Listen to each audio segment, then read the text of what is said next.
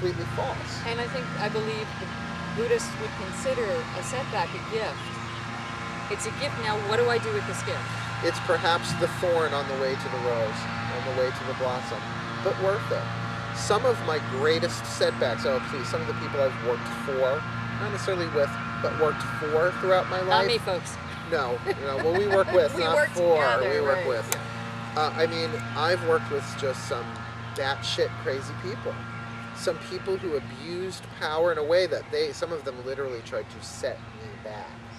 Made me stronger. What it doesn't kill you, it makes you stronger. Well, you know what you use guano for? Yeah, it's great fertilizer. They were just, I mean, and God bless them. They were some of my greatest teachers. But because I chose to learn, okay? Was it really about them? At the end of the day, no. The people who have taught me and delivered my forgiveness lessons, and I do not mean the people who have been nice to me, that stood like boulders in the center of my path saying, you may not pass. Oh, very Gandalf there. I moved through those boulders, not around, not under, through them. By understanding, I called them in. I asked for them, not consciously. I would never insult somebody's intelligence by saying all the difficult people in your life are there because you consciously asked for them to be there. But when you cast for things like wisdom, empowerment, truth, understanding, growth, health, expect setbacks.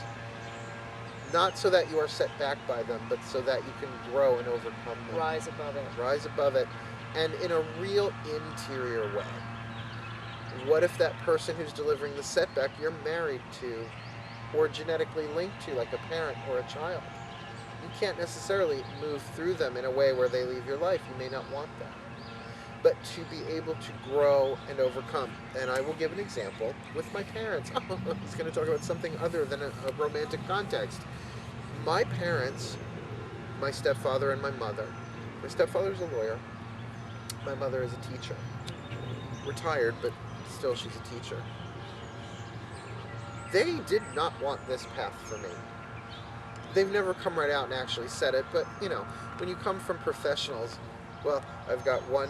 And other religious traditions, too. I've got a stepbrother that's a judge. I've got a stepsister, who I just love them dearly, who is a housewife and mother, but is also running her neurologist husband's practice. So she's an office manager and an accountant and all of that. I have my blood brother, who is an engineer mechanic who's running his own business. All these really high respectable traditions. And then there's Mark. Yeah, but you're a priest. I mean, out of all of that, there's always got to be a religious figure in the Well, family somewhere. you know, in a Catholic family, the boy who can't catch the football is the priest. In other words, I didn't fit the mold of what they wanted. That was a setback for them. That was a setback for me. I did not have parental approval. Who does, by the way? But you could have been anything you wanted to be. So, but I Yes. understand what you're saying. I mean, Go ahead. particularly because my path, at least professionally, my training was in the arts. Right. Performing arts. I was a triple threat, which, by the way, a triple threat is a horrible thing to be. No one who's a triple threat works that much. It's a big secret, but it's the truth. A magician told me that, actually. A Vegas magician told me that. He goes, you never want to be a triple threat. Thread or threat? Threat, T-H-R-E-A. A Got triple it. threat is someone who can sing, who can dance, who can act. And I was fully trained in all three of those, went to a conservatory school in Boston, and walked the hell away from it after thousands and thousands of dollars in training and years and years and years of literal blood, sweat, and tears. Walked away from it because my calling was unavoidably strong. My parents weren't thrilled about that. That was a big setback. They said, well, if you're going to leave school, we're not going to support you. I said, well, okay, I trust that the gods will make a way, and the gods made a way.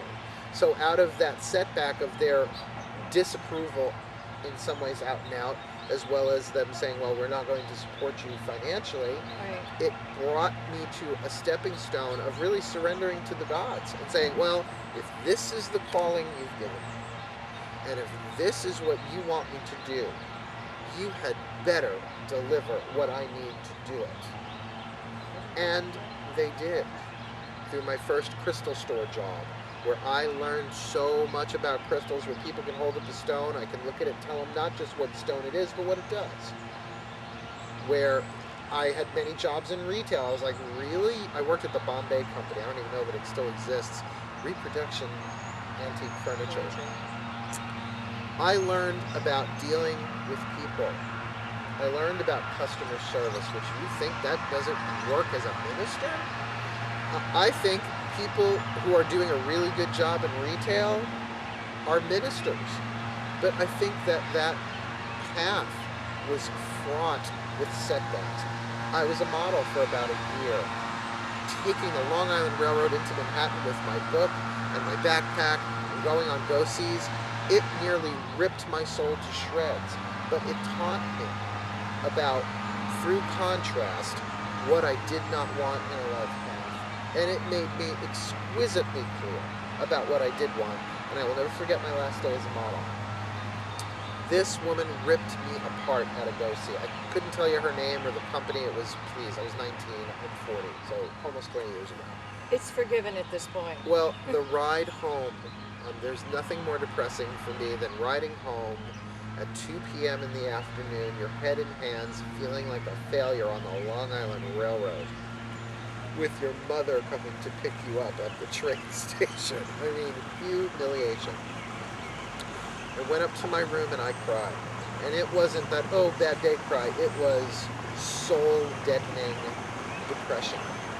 And I prayed. I said, all right, I give up. You show me. I then started working at Body, Mind, and Soul in Huntington, where I became their lecture coordinator and I started teaching. Now, that wasn't all in the same week. No, actually, I was working at Body, Mind, and Soul while I was still modeling, so that setback of that door slamming shut in the modeling world saved my life. I'm sure of it now. Because what if I had been a success as a model? You might be 6 feet under. Are you kidding? With my addiction issues at the time, not to mention my sexual addiction and how AIDS and HIV was at a peak at that point, I would have been dead by sex, drugs, or rock and roll. Which, okay, not a bad way to go. You reincarnate anyway. But the gods, I love that the gods had a bigger plan for me than I even knew of, and I think that's true of absolutely every incarnate human being. And the gods ultimately do not care what you do, they care why you do it. And the call to spirit was so strong that any setback, even to this day, setbacks still come. So how do I deal with setbacks? I know that they're part of the process. And using the metaphor you had with the oil painting, I think at the end of the life, you look back and they're not setbacks anymore. They're gifts. They are levels. They are lessons. But again, it's all how you perceive them. Perspective, just like in painting. Perspective. Hope that gives you a new perspective, George. Thank you for such a good question. You probably got maybe more than you wanted, but you got it all. I think all of these questions you get more than you bargained for. Which is good. Ask a witch and we'll see what I get back in return. Thank you so much. Thanks.